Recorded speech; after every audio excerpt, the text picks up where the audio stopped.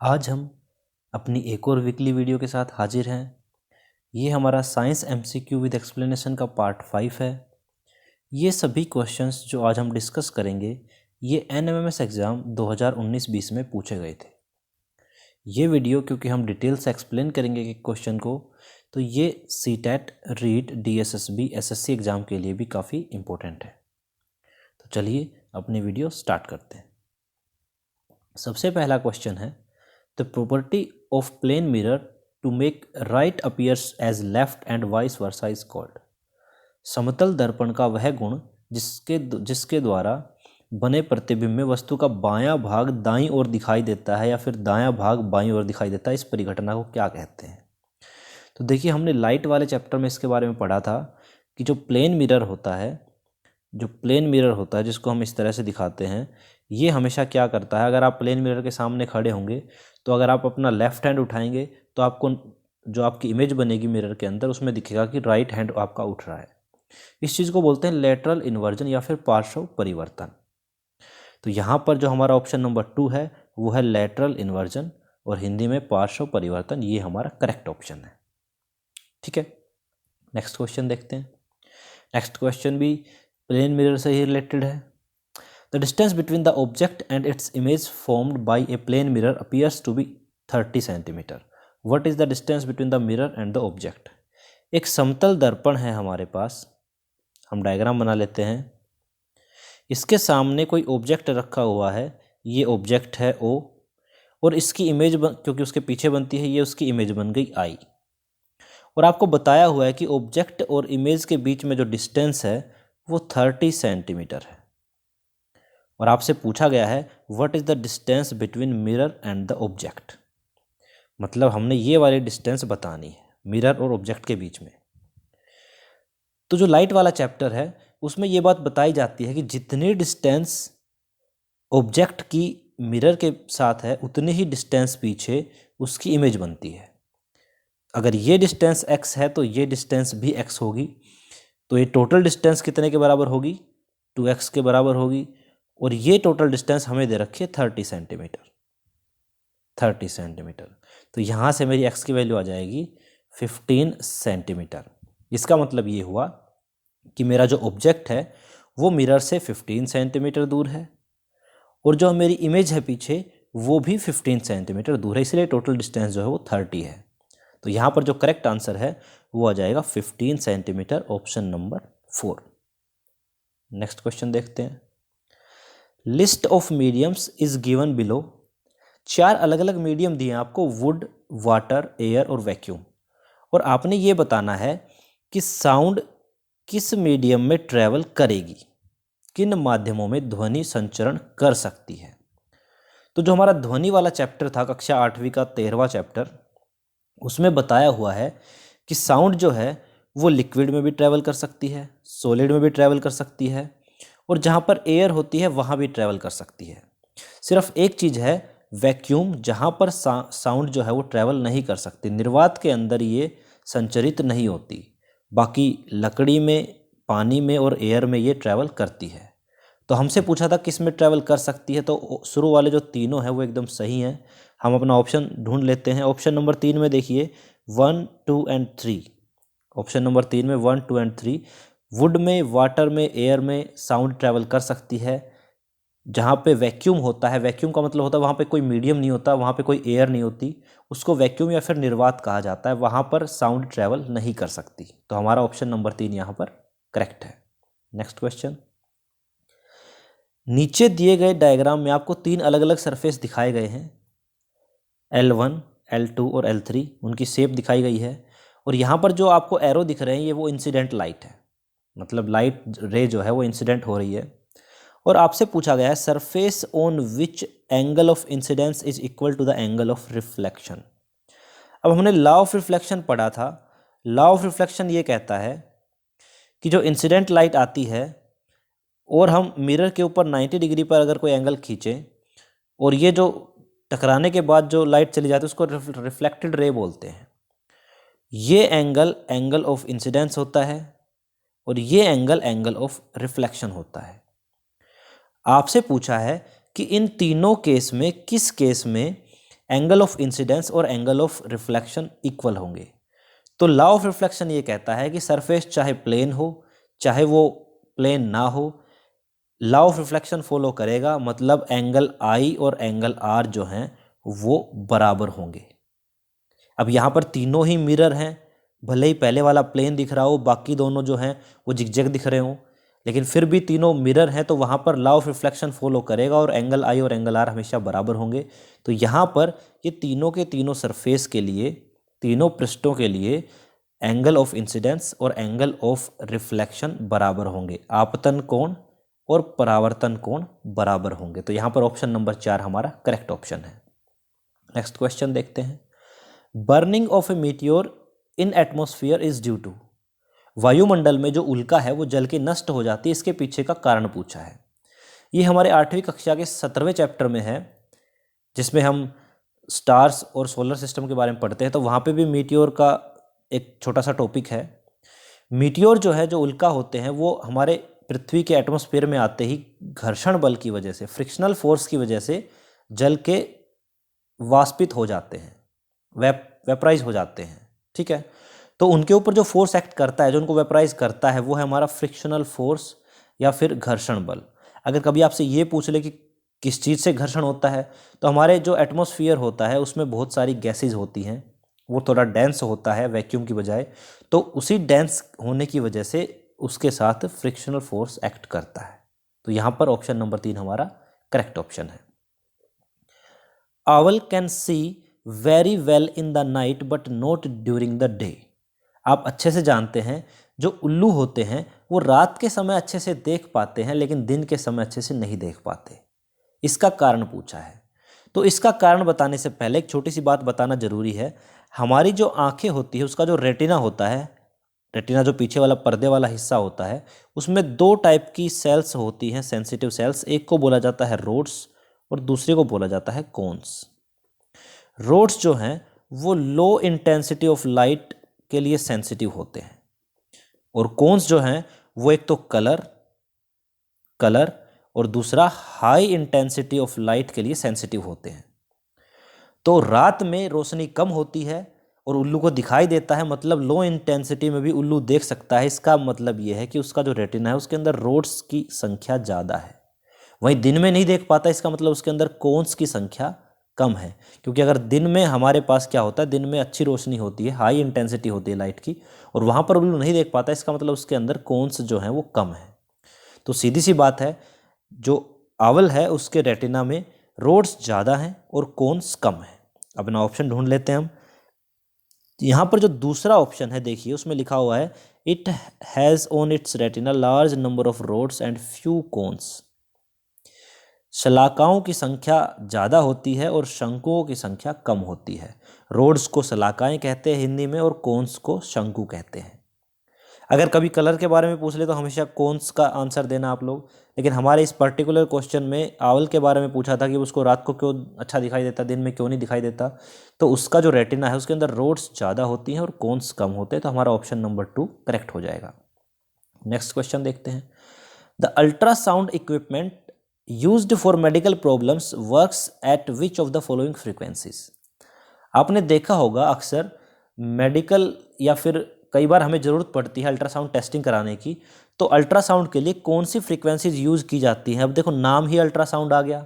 हम जानते हैं 3 टाइप की जो साउंड है उनको हमने पढ़ा है 8th क्लास तक। सबसे पहले जिसको हम लोग सुन सकते हैं, जिसको मनुष्य सुन सकता है, वो होता है 20 हर्ट्ज से 20,000 हर्ट्ज तक। इसको ऑडिबल रेंज कहा जाता है। अगर 20 हर्ट्ज से नीचे चले जाएं तो उसको हम इंफ्रा साउंड कहते हैं या फिर इंफ्रासोनिक कहते हैं, और अगर 20,000 से ऊपर चले जाएं तो उसको अल्ट्रासाउंड या फिर अल्ट्रासोनिक कहा जाता है। तो यहाँ पर पूछा है अल्ट्रासाउंड, तो अल्ट्रासाउंड जो है वो 20,000 हर्ट्ज से ज़्यादा होती है। यहाँ पर केवल एक ही ऑप्शन है जो बताता है 20,000 हर्ट्ज से 40,000 हर्ट्ज। तो इसका करेक्ट ऑप्शन होगा ऑप्शन नंबर 4। अगर इसी क्वेश्चन में आपसे पूछ लेता कि इंफ्रासाउंड के बारे में, तो आप बताते 20 हर्ट्ज से नीचे वाला ऑप्शन। ठीक है, तो यहाँ पर करेक्ट ऑप्शन है ऑप्शन नंबर 4। नेक्स्ट क्वेश्चन देखते हैं। ये बड़ा इजी क्वेश्चन है, फ्रिक्शनल वाले चैप्टर से है, फ्रिक्शन वाले से। डायग्राम दिखाया गया है, इस डायग्राम में जो ये ब्लॉक दिख रहा है आपको, इस ब्लॉक को इस डायरेक्शन में प्रेस किया गया है जैसा कि यहाँ पे दिखाया गया है, और आपको बताना है कि फ्रिक्शनल फोर्स किस डायरेक्शन में एक्ट करेगा। आपको बोला है कि ये इस तरफ हमने प्रेस किया है, तो फ्रिक्शनल फोर्स किस डायरेक्शन में एक्ट करेगा। तो देखिए बड़ी सिंपल सी बात है, फ्रिक्शनल फोर्स हमेशा जिस डायरेक्शन में आप फोर्स लगाते हैं उसके अपोजिट डायरेक्शन में होता है। अगर आप किसी चीज़ को इस तरफ धकेलते हैं तो फ्रिक्शनल फोर्स हमेशा अपोजिट डायरेक्शन में काम करेगा। अब इस क्वेश्चन में हमने इस ब्लॉक को इस तरफ धकेला है, इसका मतलब है फ्रिक्शनल फोर्स जो है वो इस डायरेक्शन में काम करेगा। और हमें 4 ऑप्शन की जगह 4 डायरेक्शन दी हुई, देखिए ए डायरेक्शन नीचे की ओर है, बी डायरेक्शन ऊपर की ओर है, सी डायरेक्शन इस डायरेक्शन में है और डी जो है वो इस डायरेक्शन में है। तो हमारा फोर्स अगर इस तरफ लग रहा है जो हम लगा रहे हैं, तो फ्रिक्शनल फोर्स इस डायरेक्शन में एक्ट करेगा, जो कि हमारा सी दिखा रहा है। सी ऑप्शन जो है वो एकदम सही है, और नीचे वाले ऑप्शंस के हिसाब से ऑप्शन नंबर 3 हमारा करेक्ट ऑप्शन है, क्योंकि फ्रिक्शनल फोर्स हमेशा अपोजिट डायरेक्शन में एक्ट करता है। तो यहाँ पर ऑप्शन नंबर 3 एकदम करेक्ट है। नेक्स्ट क्वेश्चन देखते हैं। Electric current when passes through a conductor produce, जब विद्युत धारा किसी चालक में से गुजरती है तो कौन सा प्रभाव उत्पन्न करती है।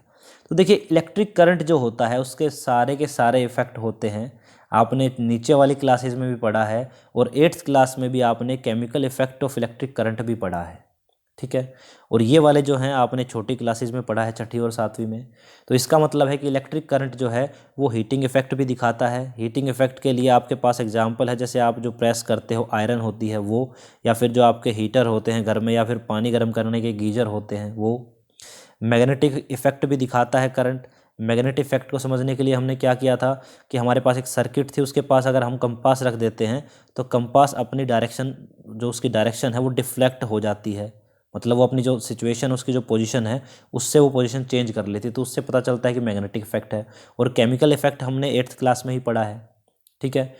तो जो इलेक्ट्रिक करंट है उसके तीनों के तीनों इफेक्ट हैं। तो यहाँ पर option number 4 all of the above या फिर उपरोक्त सभी प्रभाव जो है वो करेक्ट होगा, ठीक है।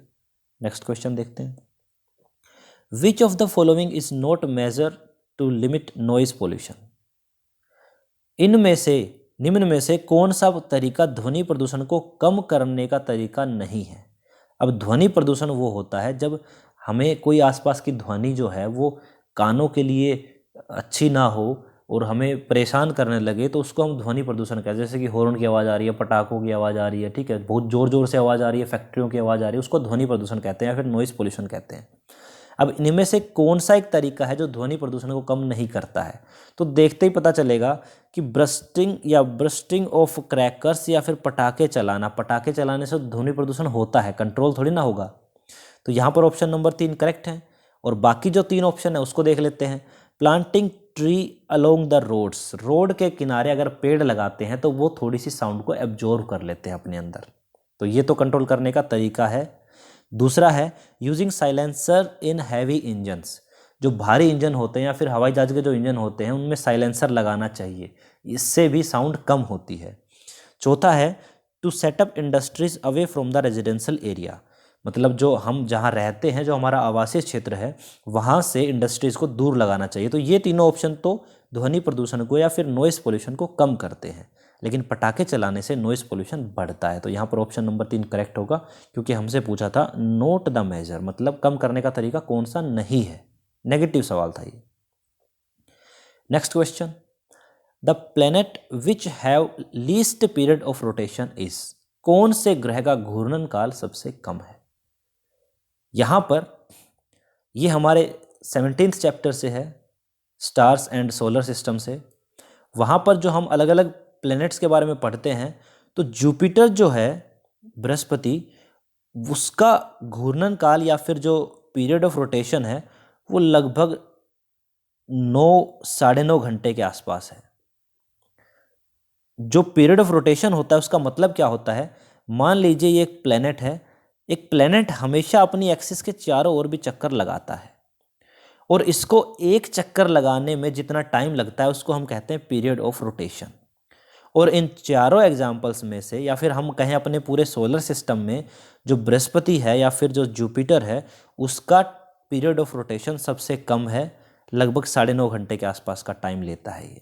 अगर अर्थ के बारे में पूछे तो हमारी अर्थ लगभग 24 घंटे का समय लेती है एक रोटेशन पूरा करने के लिए।